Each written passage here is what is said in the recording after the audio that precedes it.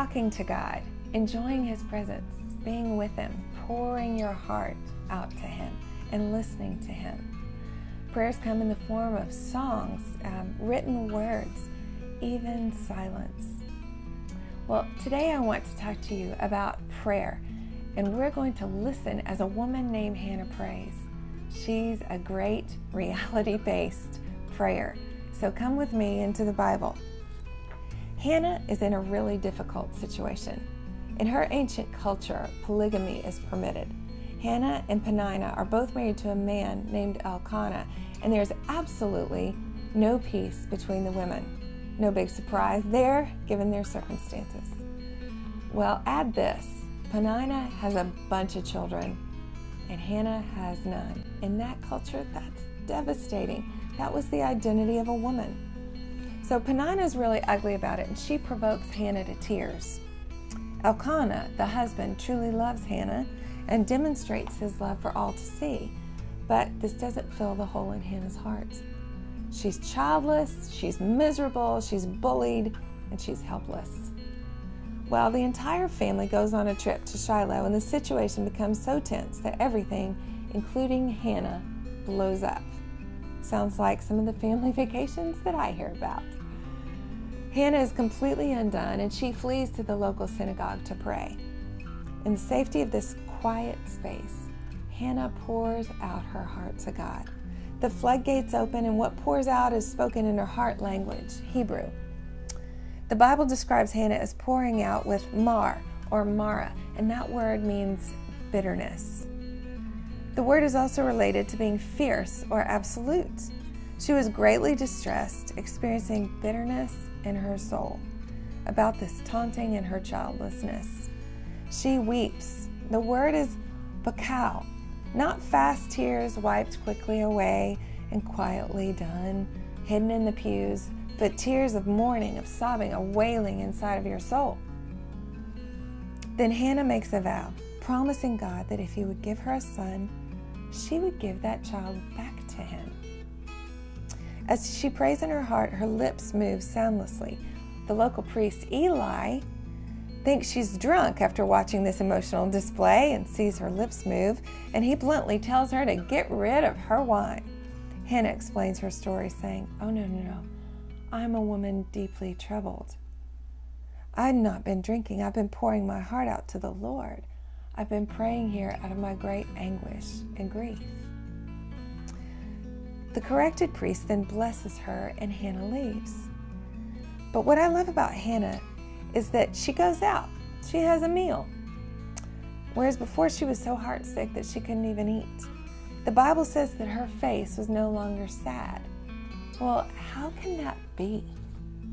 Hannah had poured out her heart and left her struggle with the God who heals and loves her. He hears her. And guess what happens? By the way, after God's intervention, Hannah does conceive, and she has a son. She names him Samuel, which means heard of God. Isn't that perfect? Later in Samuel's life, Hannah actually does take him to be trained by that very same priest named Eli. It's funny how these things circle around. I work at a church now, and the other day I was sneaking into the chapel to pray for a few minutes. When I opened the door, a woman a bit younger than I was weeping there alone and was surprised that I had walked in.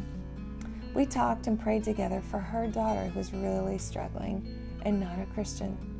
I felt like I was on holy ground with her.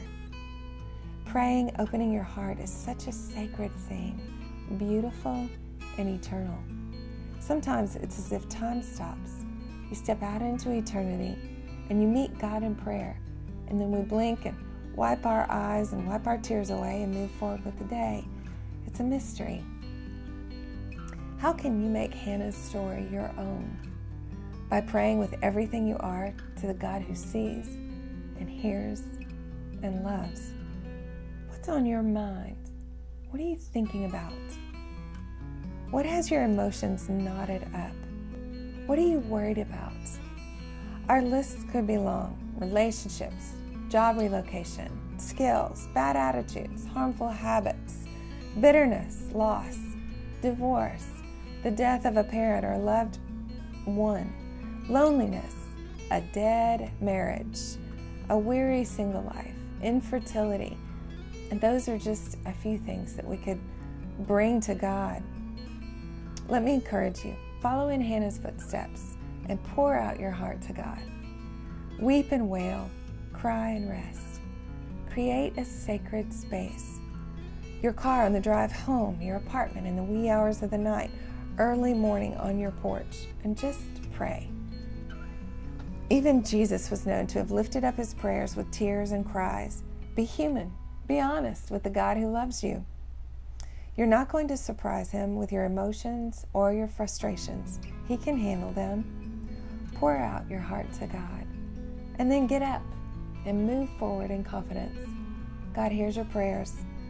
So, peace to you today from the rowdy and sometimes emotional space of prayer. For more on this topic, a discussion, question page, and a Bible study, go to our website at 7-men.tumblr.com. There you'll find what you need. Also, next week, guess what we're going to talk about? Performance.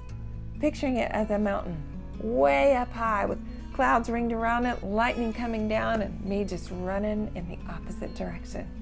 Come find out about how I deal with performance. Maybe it'll help you too. Thanks. See you next week.